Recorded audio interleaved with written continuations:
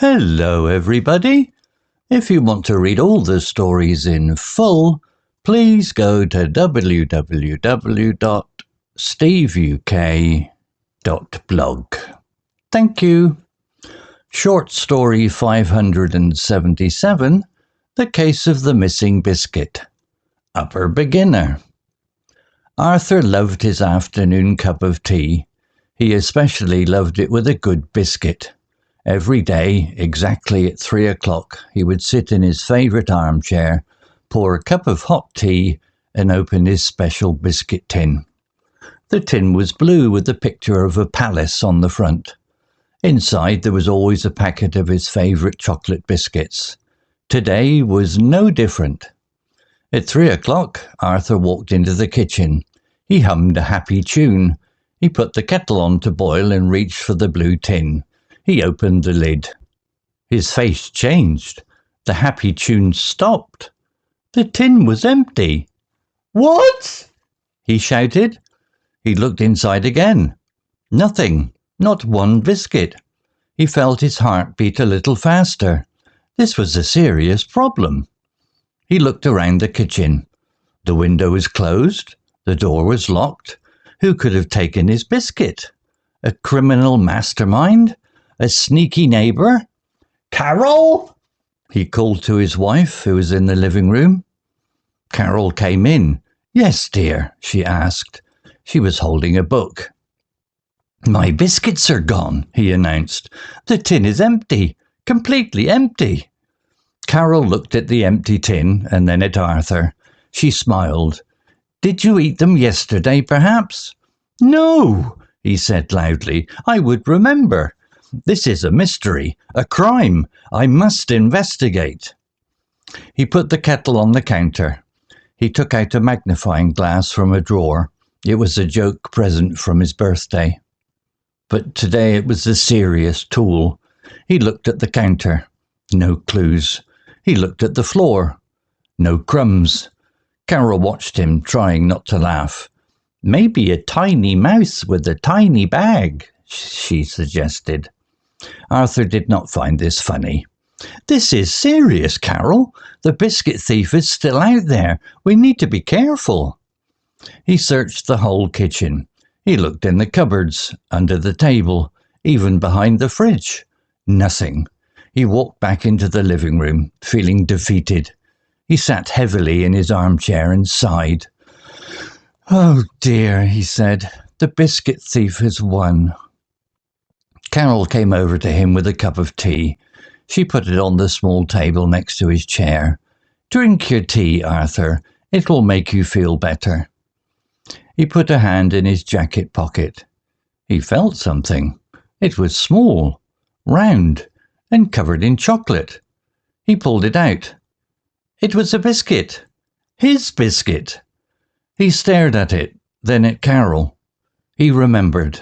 He had taken one out this morning and put it in his pocket, thinking he would eat it later. He had completely forgotten. Carol laughed, a big, warm laugh. "So the thief was you all along." Arthur looked at the biscuit and then at the cup of tea. He blushed a little. "I suppose so," he said, and he took a big, happy bite of the biscuit. The mystery was solved. Vocabulary notes. Hummed a happy tune. To hum is to sing with your mouth closed. This phrase means Arthur was singing a simple, happy melody to himself. Example. He hummed a happy tune. He put the kettle on to boil and reached for the blue tin. Similar words. Sang softly. Chanted. Murmured. Favourite armchair. This is a comfortable chair that a person likes best. It's often where they relax or read. Example. Every day, exactly at 3 o'clock, he would sit in his favourite armchair. Similar words. Preferred chair. Best chair. Shouted.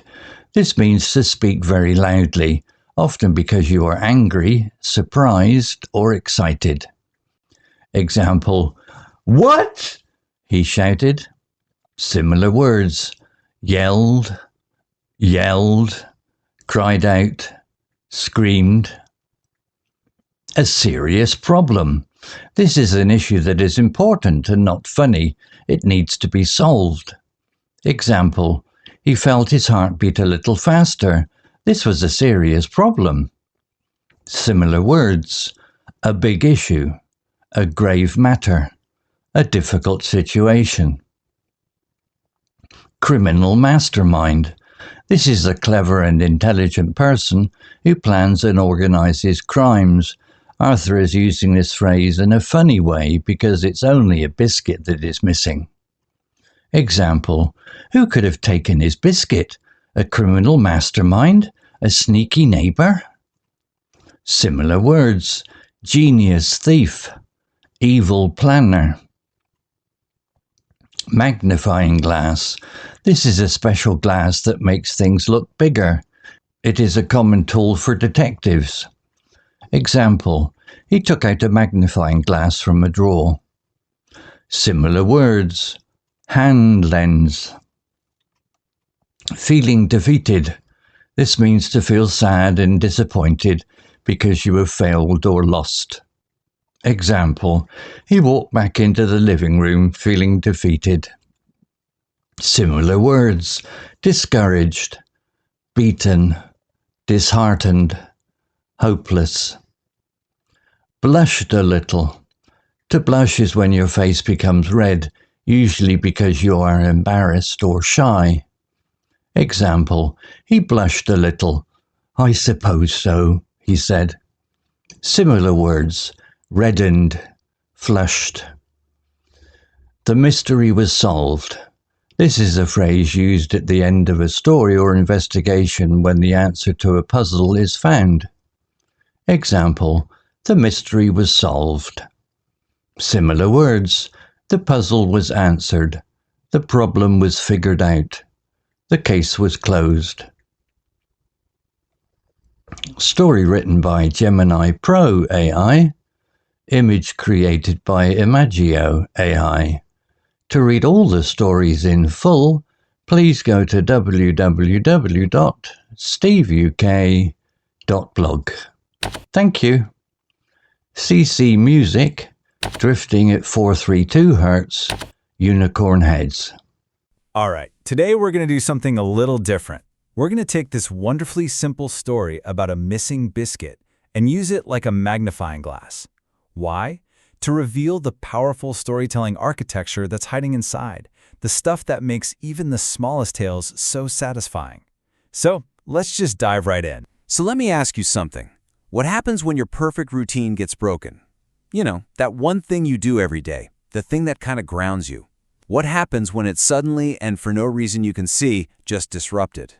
That question right there is pretty much the engine for almost every story ever told, including the one we're about to explore. Okay, so every great story kicks off with what we call the setup. This is where we meet our main character and get a feel for what their normal looks like. And for our hero, Arthur, normal is, well, it's a state of perfect, predictable bliss. And the details here are absolutely key. Every single day, 3 o'clock on the dot, he sits in his favorite armchair, pours that hot cup of tea, and opens this special blue tin. Inside that tin, that's the secret to his happiness, a packet of his favorite chocolate biscuits. You see, this isn't just a routine for him, it's like a sacred ceremony. And the story sets up this perfectly unchanging world, right before it smashes it to pieces. And here we go. We've reached maybe the most important moment in any story's beginning, the inciting incident. This is the catalyst, right? The spark that just throws the character's entire world into chaos and gets the plot rolling. And for Arthur, boy, is it a moment of shock. You can almost feel the whiplash here. He's humming, he's happy, everything's perfect. He opens the lid, and bam, silence. The happy tune just stops. The mood completely tanks. In just a handful of words, the whole feel of the story gets turned upside down. And then you get this. Just one word, a single shouted, "What?" It perfectly captures his shock, his disbelief, his horror. I mean, that's the sound of his perfect little world shattering. It's the starting gun for our mystery. You see, this gap, this is what drives the whole story. All conflict, really, comes from that space between what we expect and what actually happens. Arthur expected his biscuit. Reality gave him an empty tin. And that contrast, that's the problem he now has to solve. All right, so the problem's on the table. Now we move into the next phase, the rising action. This is where our character tries to fix everything, get their world back to normal. And in Arthur's case, his attempt to solve this problem is where things get really fun. Just listen to how he talks. A mystery, a crime. He immediately blows this missing snack up to the level of a major criminal investigation. And this completely over-the-top reaction is the secret sauce that turns this whole thing from a tiny inconvenience into a hilarious comedy. And just like that, we're hooked. We're in on the investigation with him. I mean, think about it. The door was locked, the window was closed, so who could have done it? His mind just starts racing, running through all the possibilities. And what a list of suspects. He doesn't for a second think, maybe I forgot. Nope. His brain jumps straight to criminal mastermind. He's picturing a sneaky neighbor bypassing his locks. The stakes, at least in his head, are sky high. Let's just hang on this definition for a second. A clever and intelligent person who plans and organizes crimes. I mean, that's perfect for a Bond villain, right? But for a missing biscuit, it's that ridiculous mismatch that makes it so fun. Of course, every great detective needs his tools. So Arthur whips out a magnifying glass, which was a joke birthday gift, by the way, and he's like, this is a serious tool. He's all in on playing detective, looking for crumbs, for clues, anything to crack this case, even though his props are kind of giving the game away. And then there's his wife, Carol. She's kind of our anchor to reality here. While Arthur is off in his own little detective drama, Carol is just gently poking fun at the whole situation. Her idea of a tiny mouse with a tiny bag, it's the perfect funny little jab that tells us she knows exactly what's going on. So, after searching everywhere and finding nothing, our detective is about to throw in the towel. And this is it. We've hit the story's peak, the climax. This is that moment of highest tension right before the mystery is finally solved. Just follow the emotional arc here.